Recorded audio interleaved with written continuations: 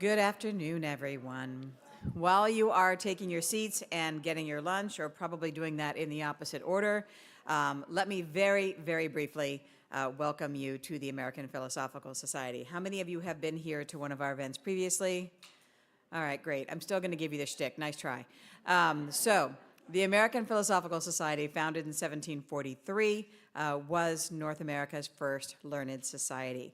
We were intended to be analogous to the Royal Society in London or other European-like organizations, and it was a place to bring together the colony's best minds on scientific and philosophical thinking.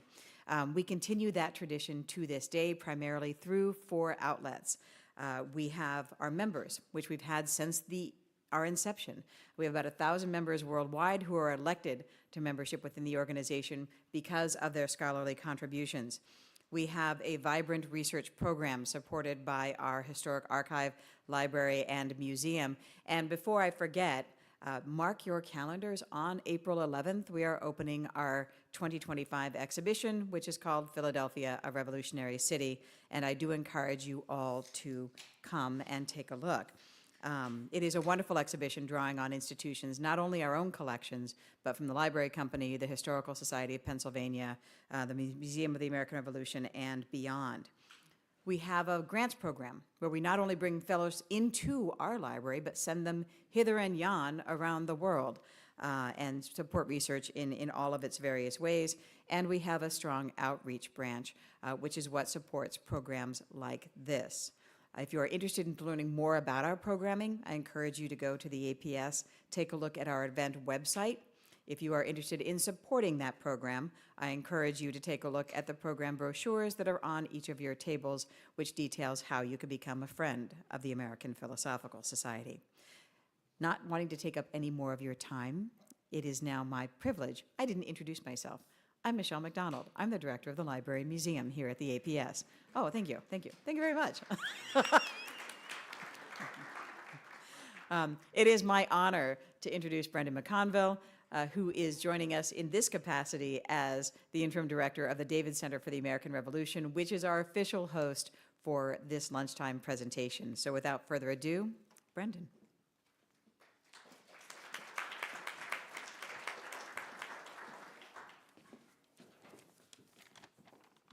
Good afternoon. I'm Brendan McConville. I'm, as Michelle noted, the head of the David Center for the American Revolution here at APS, and I'm also a professor of history at Boston University. I want to welcome you to Lunch at the Library, one of our programming events, which we hold to allow scholars and friends of the center and friends of the APS and APS members and the general public to hear the thoughts of scholars who are engaged in some of the most exciting research in the field of American history and history in general, and allows them to get this chance to interact with you. Today, I am particularly delighted to welcome Sophia Rosenfeld to the APS. She is the Annenberg Professor of History at Penn and chair of the department at the University of Pennsylvania. She received her AB from Princeton and her doctorate from Harvard. She's the author of several prize-winning books, and today she will speak about from her work and about her new work, The Age of Choice. Please join me in welcoming Sophie to the Lunch at the Library.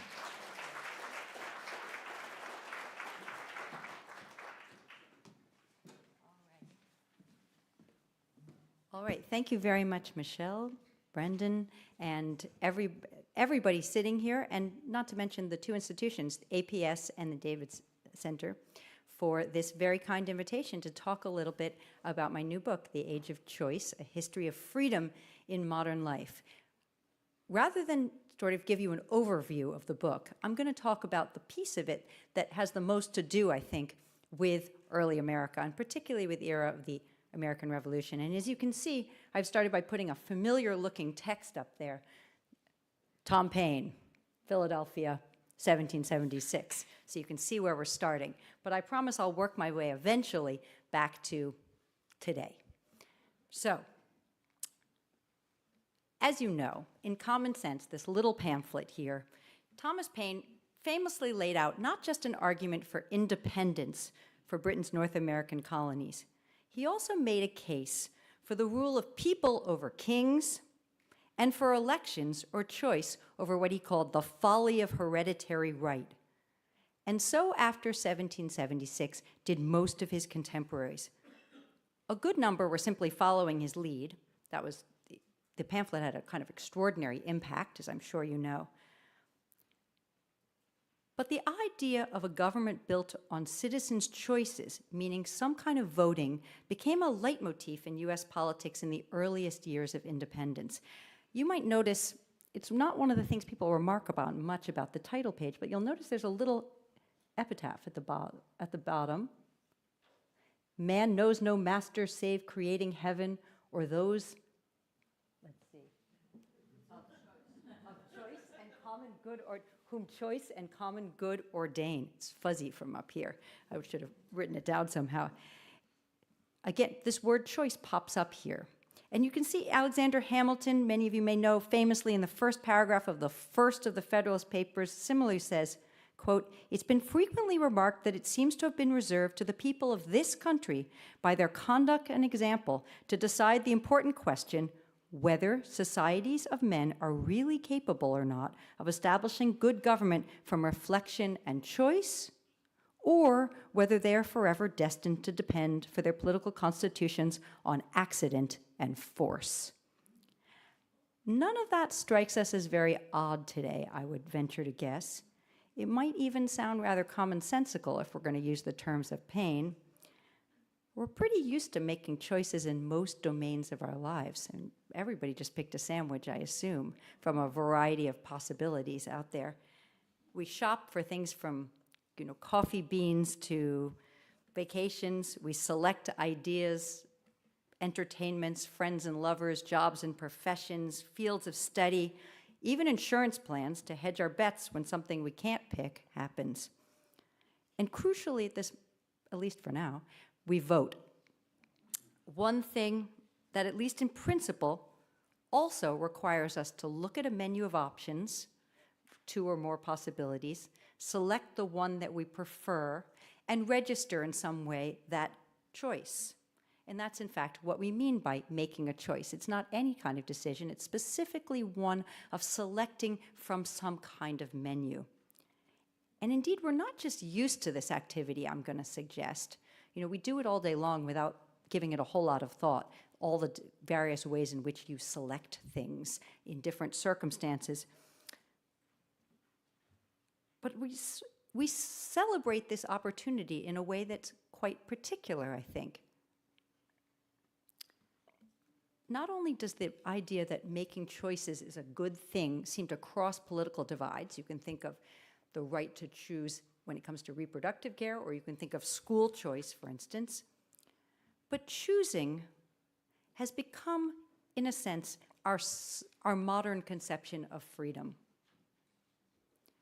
Whether it's a new teapot or whether it's a president, choosing is understood as a critical way to get what we want, to define ourselves in the process, but it's also something that gives us standing as autonomous, adult, fully independent people.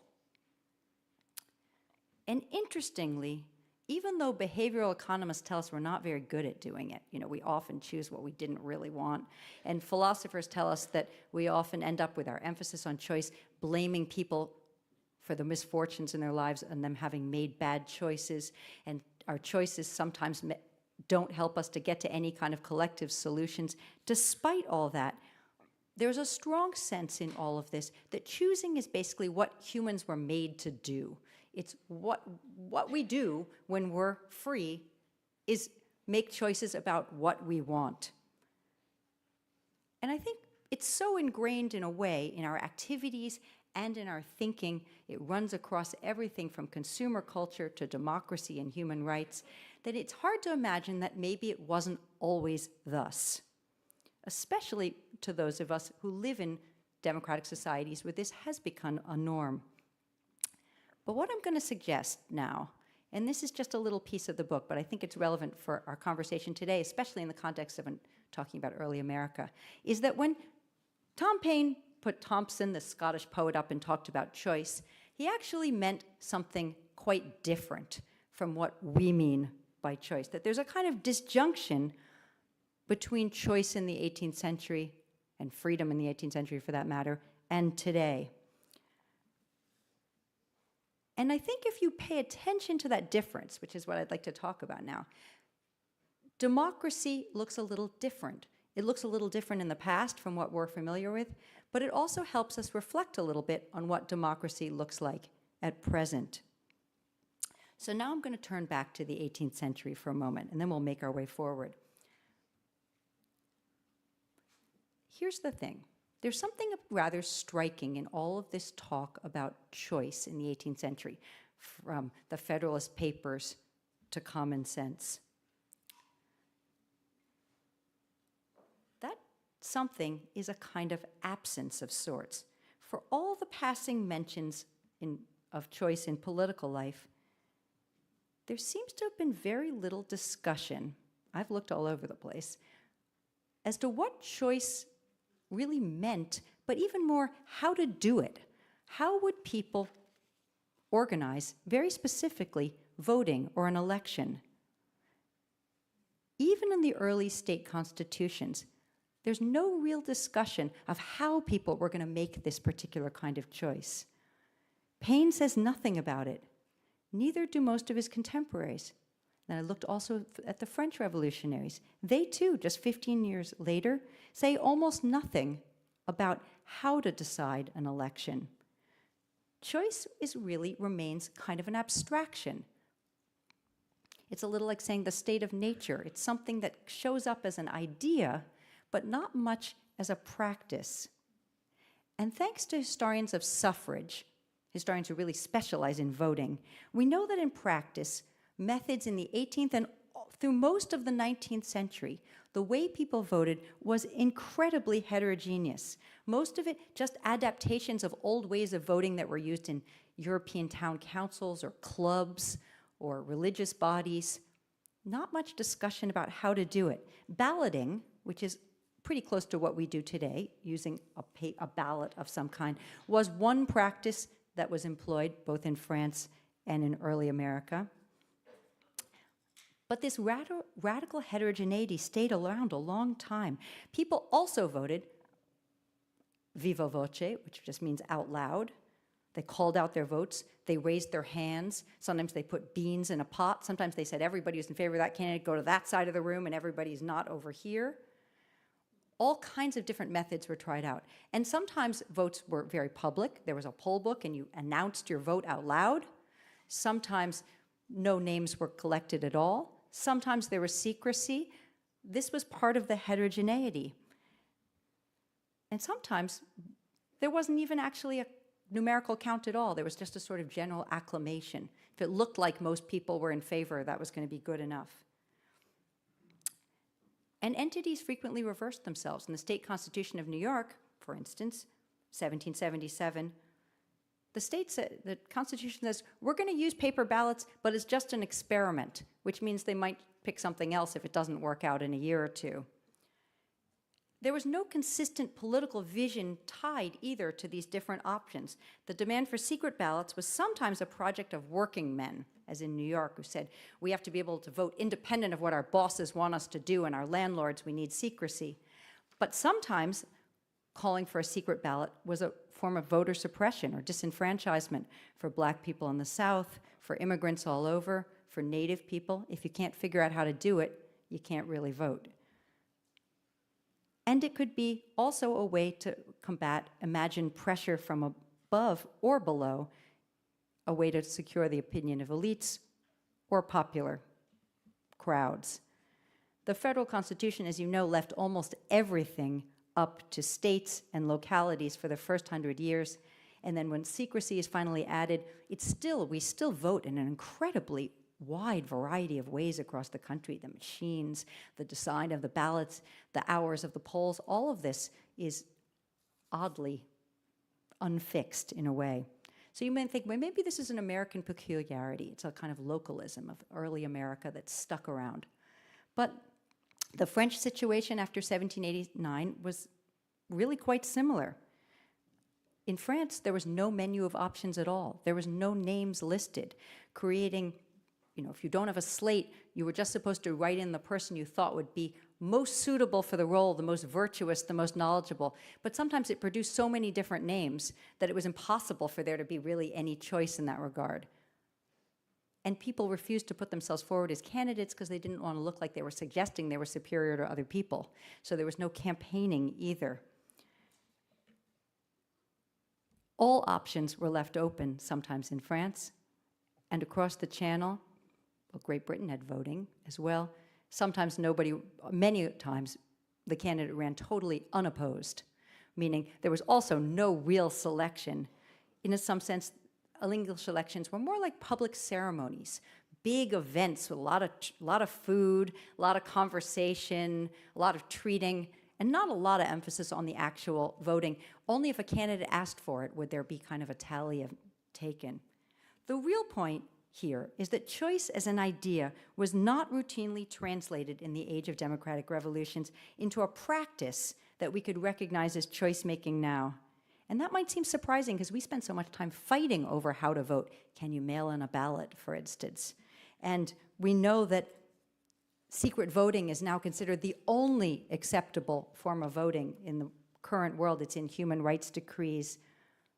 But sometimes a surprising discovery like that, the sort of disjunction between the emphasis on choice and the fact it's not a subject of consideration in practice, can lead to a good question. And it seems to me, how do we explain this disinterest in the doing of elections is a kind of interesting question. Why revolutionaries didn't spend more energy thinking about how to do this.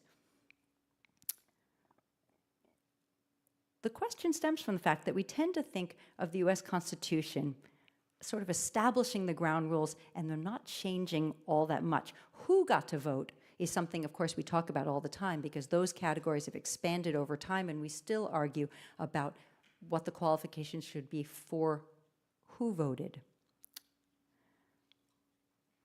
But voting itself was conceptualized, I think, and this is really what I want to emphasize, very differently in the 18th century than from today.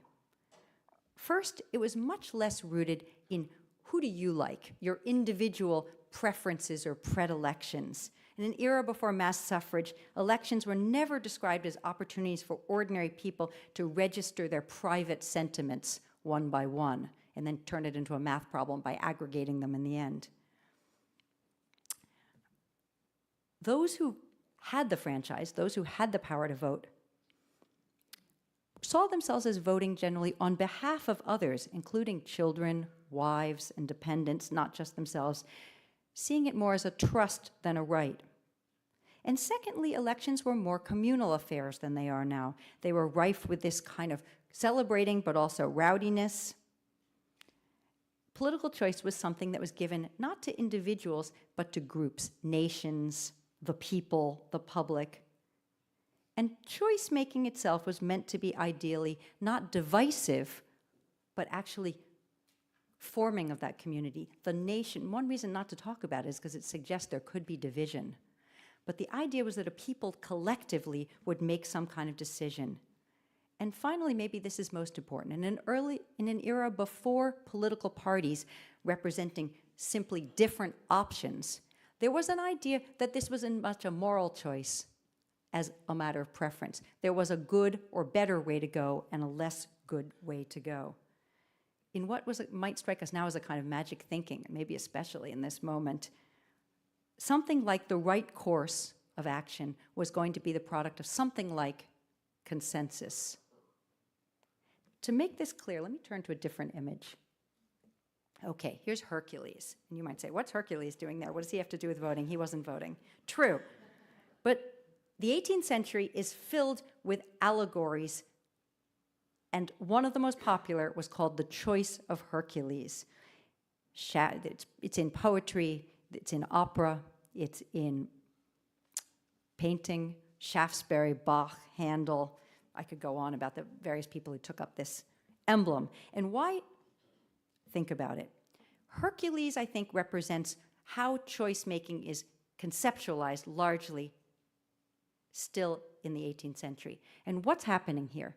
So you'll see that I can't move too far away from the microphone, so I have to stand here, but I have to explain that Hercules himself is kind of torqued. He's going two directions. Why is he torqued? He's choosing between virtue and vice. He's really drawn towards vice, because who isn't?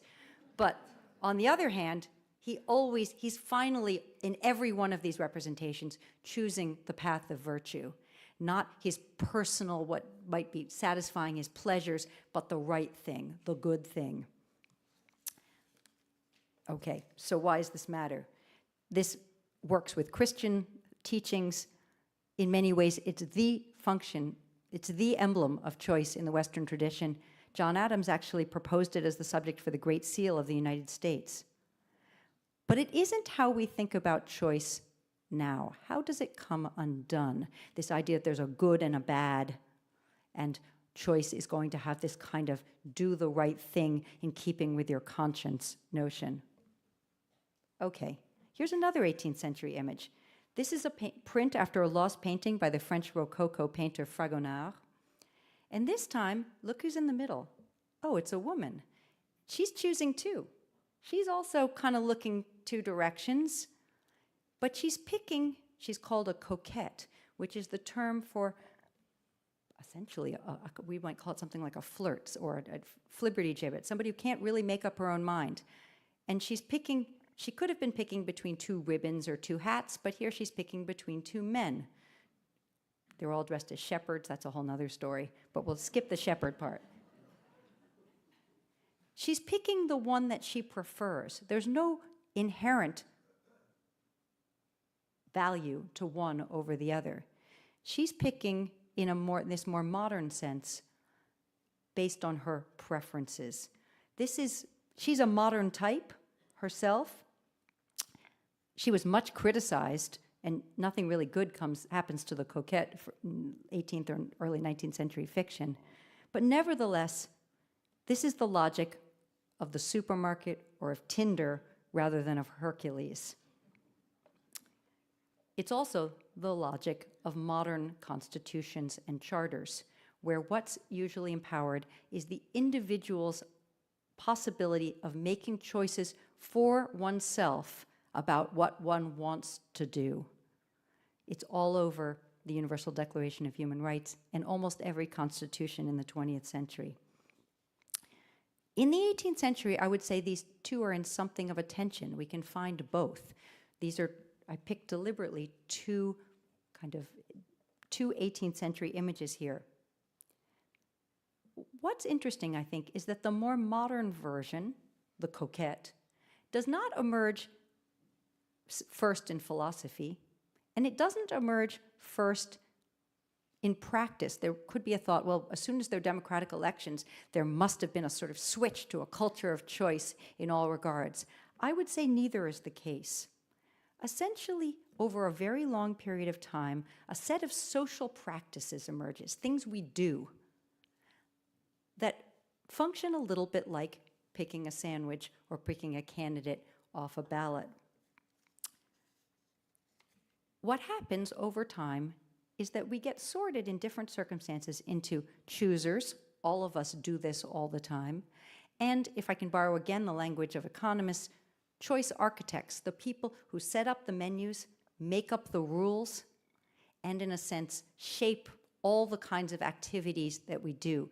All the sorts of things like picking the sandwich and knowing to go sit down with it and not going back to take somebody else's, all the kind of rules of the game that we internalize in different ways. So that leads to basically, what is the story of the book? And the story of the book is a story that gets us in some ways from this 18th century world, really even late 17th century world, all the way up to today. Not insisting on any break at any basic moment, not the American or French revolutions, not the writing of any one philosopher, but on this steady progression of different kinds of choice-making practices. So the story starts in two places, both of them with deep roots in European culture, but quickly become North American practices as well. One setting is the shop. The shop is a fixed location place, already something quite new in the cities like Paris and Amsterdam and London in the late 17th and into the 18th centuries.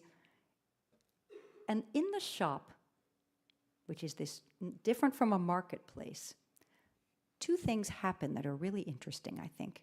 The term shopping itself is a neologism of the late 18th century. It's one even other languages will use because there isn't such a term in existence.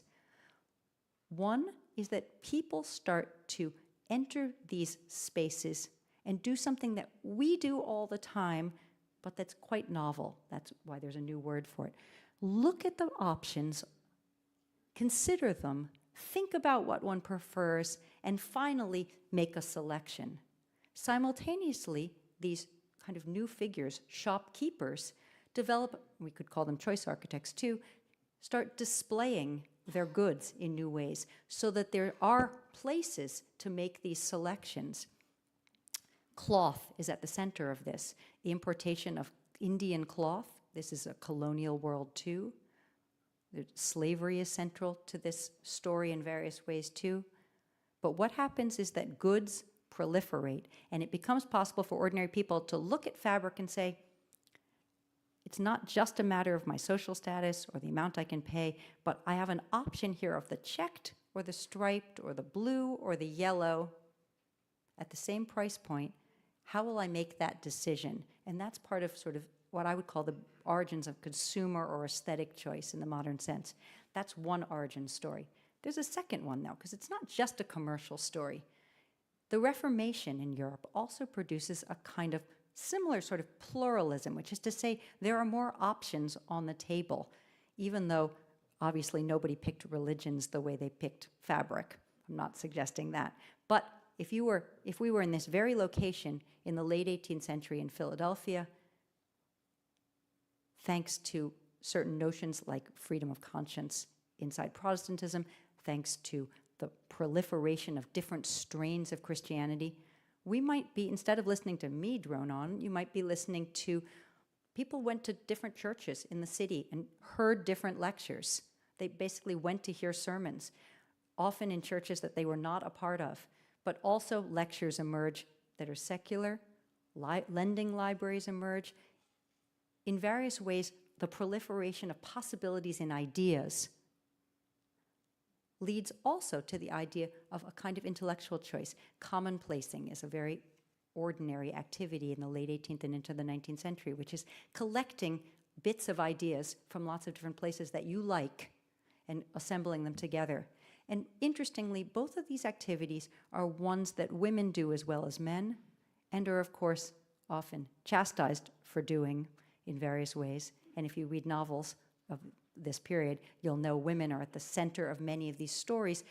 The modern novel itself is often about the woman who's caught between her desires on the one hand and all the forces that are pressuring her to go a different way, from family to propriety to community standards, and she's a little trapped, and we get into her mind, and what's she doing? She's often reading, or she's thinking about a romantic partner, which becomes a big part of the story in the 19th century, or she's at a shop, or she's at a dance. If you read Jane Austen, you'll appreciate much of this, but there are other, almost every important novelist from Tolstoy to Balzac has some sort of scene, often in a space like this, in which a woman is trying to grapple psychologically with this new phenomenon of how to choose from when there are rules, when she's pressured by the rules, but she's also been told that her desires might matter in some way. So I think that's an important part of the story. Now, I don't want to exaggerate. I don't want to suggest that all of this just leveled out in some way. There were always better choices and worse ones.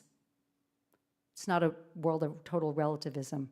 Lots of people were left out of choosing, the enslaved, but also people often who were living outside of urban centers or had very little resources, age. We can't imagine a world where everybody turns into somebody going to Starbucks overnight. That's too soon. But consider Jane Austen's fictional hero in Mansfield Park. She gets up her nerve, and this is in the very early 19th century, to subscribe to a lending library.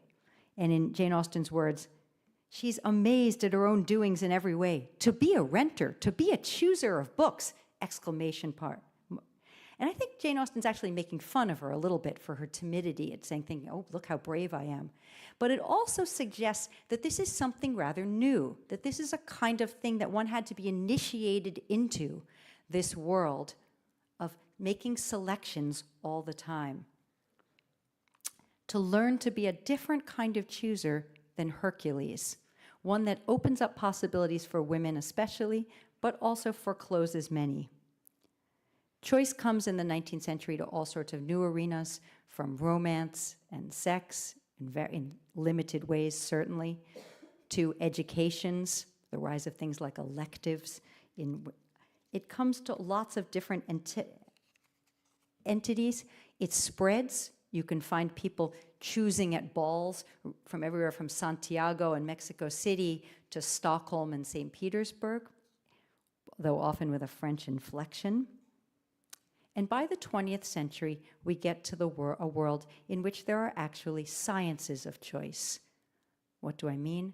Psychiatry, economics, marketing, a whole bunch of different sciences in the 20th century take up this question of, can we measure how people choose, when they choose, what they choose to choose?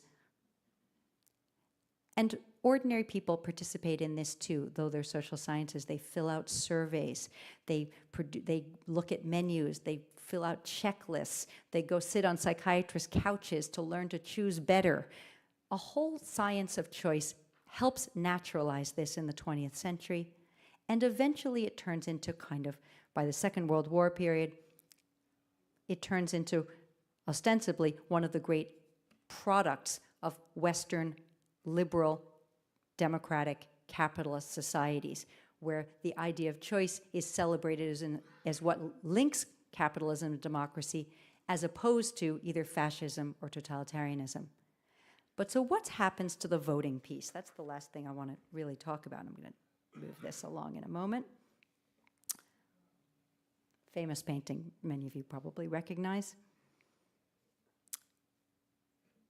The question in the 19th century does start to emerge in a new way that isn't there in the Revolutionary era, which is, how should elections work? What's the right choice mechanism for elections?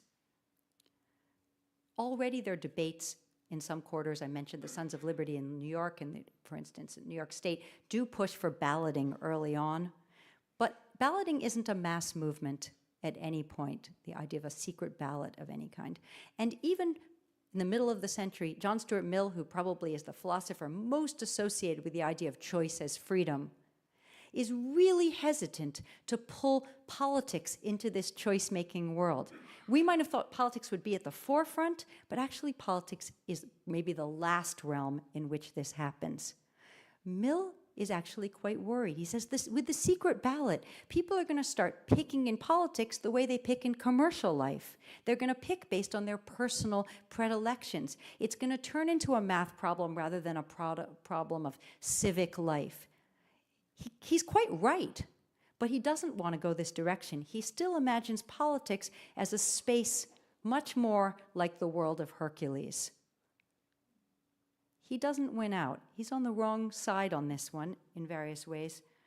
But we've forgotten in some ways how late secret voting is. And I take that to be quite important, because secret voting is really the moment, and I might call it even a second democratic revolution of sorts, after the first one of the late 18th century, insofar as it establishes not the idea of group choice, but this idea of politics itself as a matter of every person, one by one, deciding his at first, and we know later that the categories grow, his white men to begin with property, personal preferences in a very different mode.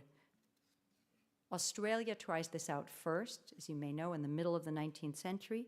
That's why it's still called the Australian ballot.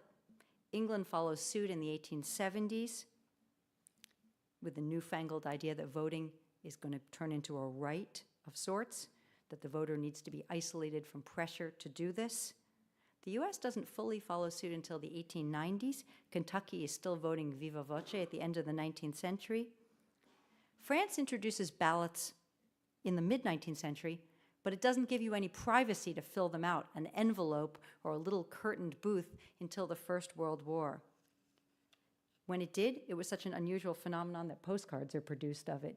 Here's people doing this crazy new thing called secret voting. I've been collecting a series of these. You can find them, if you look on eBay or something like that. But they're a kind of a picture of the new version. But compare this. Whoops, let me go back one, sorry. Well, if I go down. One back, sorry. There we go. Compare this. The famous painting by the 19th century American painter George Bingham, a group of voters. The politicians are passing out tickets. Half the people are drunk. It does mix classes in various ways. It's, in this vision, it's an entirely white and male phenomenon. It's really a takeoff on Hogarth, who does similar scenes a century earlier. And it's hard to tell if he's celebrating that this is what voting looks like or condemning it. It's a combination of the two in part. But it's a very, very different vision of what an election should look like or what political choice should look like, I think, from this French version that to us looks fairly normal.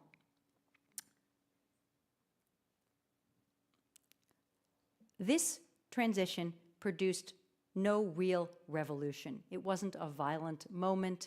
It actually happened. Most people describe its introduction in every country as boring. That's the most, there was kind of a boring transition. I think that's because this kind of choice making in politics is so late that it actually just seems to fall in line with a lot of other kinds of choice making that already exist. And I think this form of all-male choice making actually opens up the possibilities for female suffrage, and then eventually also suffrage by members of excluded minority groups, in part because it organizes it in such a way that there's almost nothing random or dangerous or destabilizing about how it's going to happen. It probably won't even have that much effect.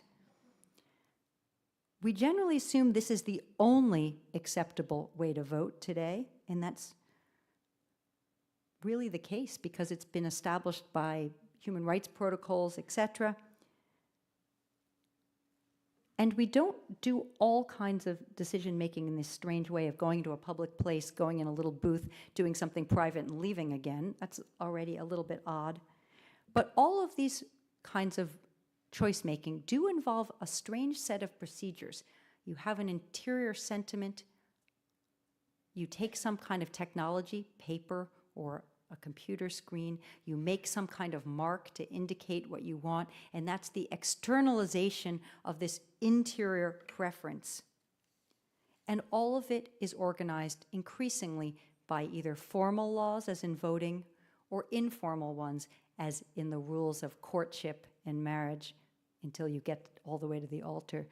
In that protocols have been established all along that have made choice-making, in a sense, both safe and central to how we organize our lives.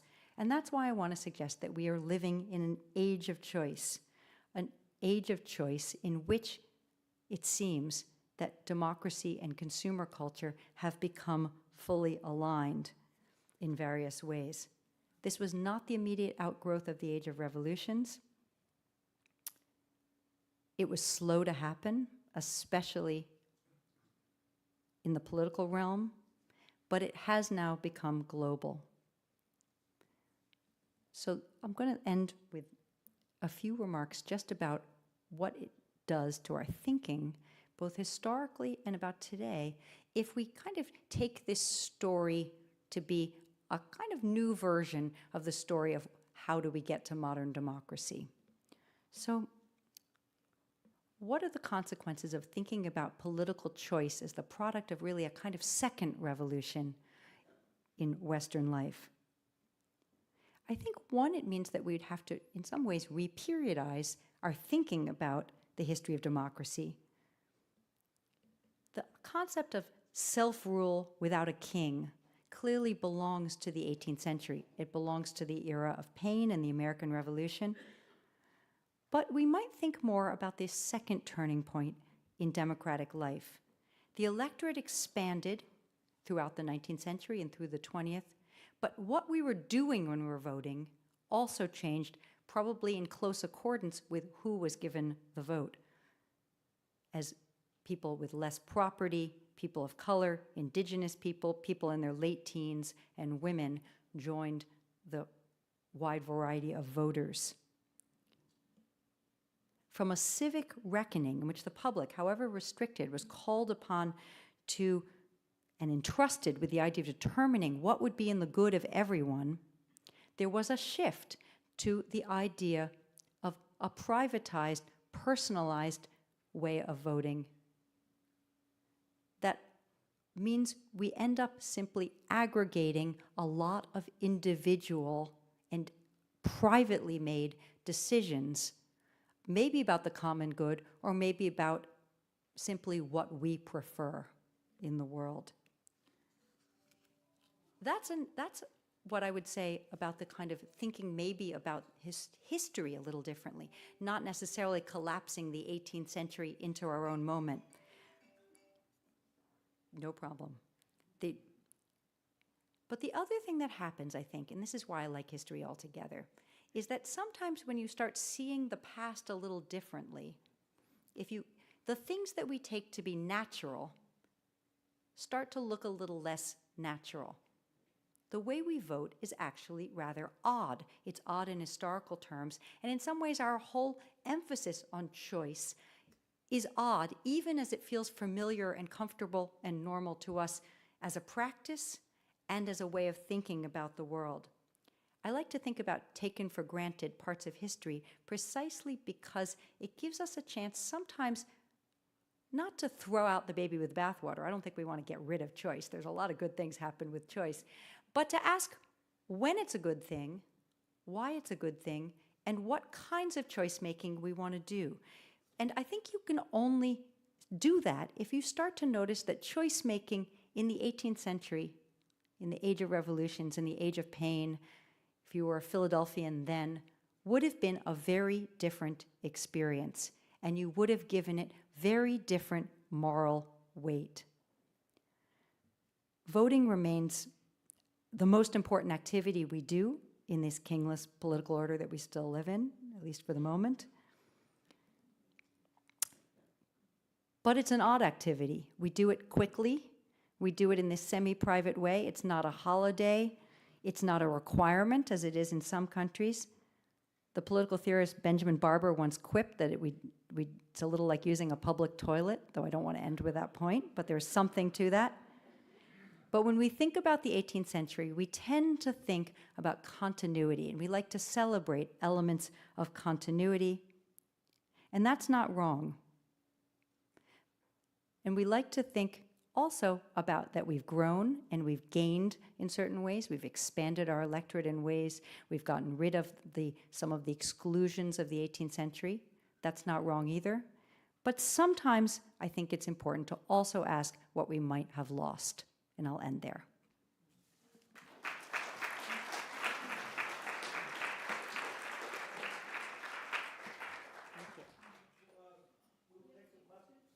We have a few minutes for questions. Happy to. Thanks. I'm wondering if there's a military dimension to this. I mean, most of your examples are about civic life and things of that sort. In the early America, George Washington, on at least one occasion, gave his generals an opportunity to make recommendations. Recommendations are not exactly votes, but lengthy strategic questions and stuff like that. I wonder if there's any other. That's interesting. In general, one thing I didn't say, but I think is important, is that choice has become the dominant mode for all of our spaces and activities except in the workplace. And if you think of a military becoming a professionalized body over time, all the spaces in which, to this day, we talk about work, with the exception maybe of the gig economy, are determined by bosses, by being told what to do, by being, in a sense, not a master of choice. But all the things that we do apart from the workplace have taken this other form. Maybe not all, but a substantial number. And as the military is professionalized, certainly it becomes more like other jobs, or you might say the other way around, other jobs become more like the military. Thank you very much for a wonderful presentation. So I know you're a historian and you don't want to make any claim about the current situation, or you're trying to refrain from doing these kind of claims, but how do you see the current crisis? I mean, the democratic crisis. Do you see it as, do you think the issue is actually that privatization of choice that happened in the 20th century?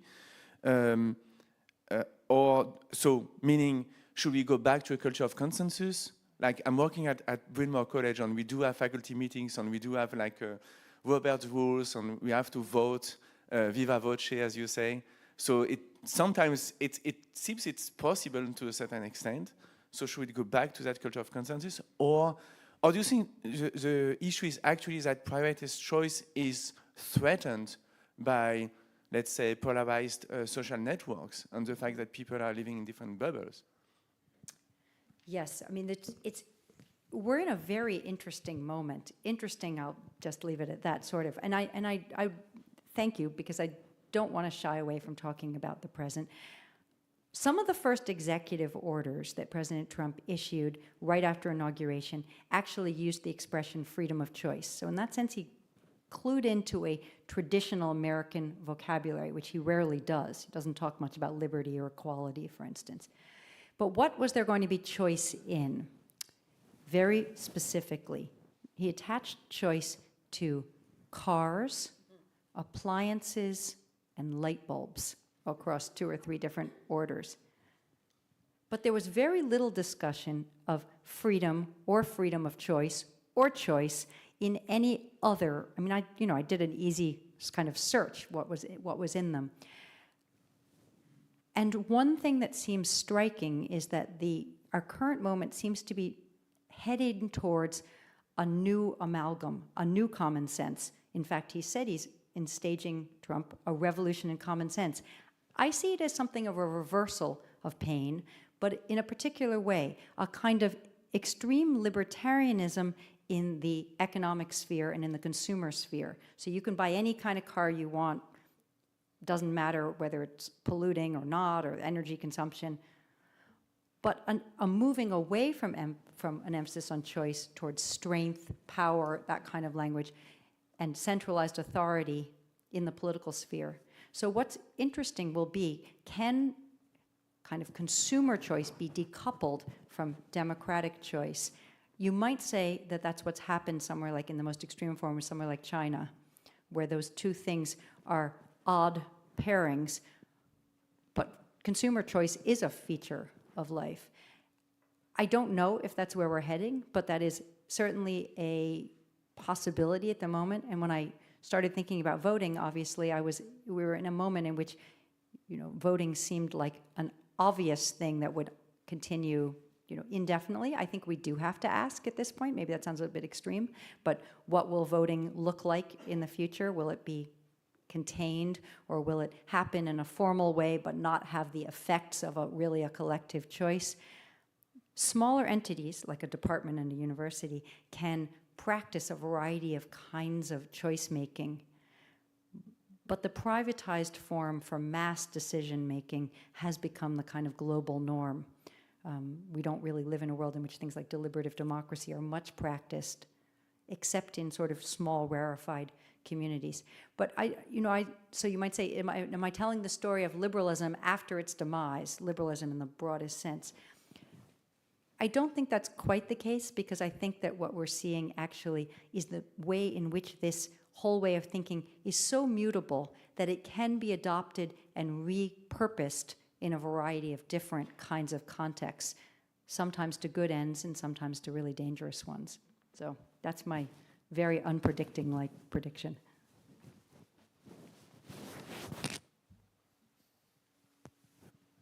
Thank you very much for your talk. You spoke, however, mostly about sort of Euro-American culture and the place of choice, which, to my mind, also implies atomized individualism, the choice is by the individual. In other parts of the world, communal thinking is much stronger. In India, a village will get together and decide how all of them are going to vote, and all of them will follow that village choice. Does your thesis about choice as a characterization of modern life extend internationally, and what variations do you see? Yeah, that's a terrific question. I appreciate you asking that, because it is very important to say the answer here is both. So elements of this mode of choice culture have pervaded much of the world.